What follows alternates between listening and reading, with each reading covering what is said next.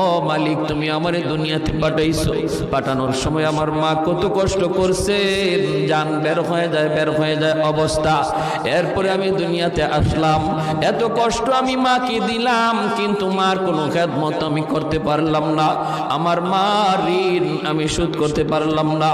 আল্লাহ, আজ যদি তুমি আমাকে জান্নাতে দিতে চাও, আমার মা বাবা সারা জান্নাতে যাইব না, হয় আমার বাপ মার সাথে জাহান্নামে দিয়ে দাও, হয় আমাকে আমার বাপ মার সাথে জাহান্নামে দিয়ে দাও, নতুবা আমার সাথে আমার বাপ মারে জান্নাতে দিয়ে দাও। আমি আমার মা বাবা ছাড়া থাকবো না। আল্লাহ, তুমি আমার দুনিয়াতে পাঠাইছো,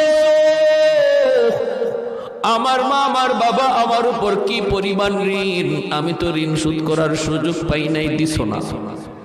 আজ হাসরে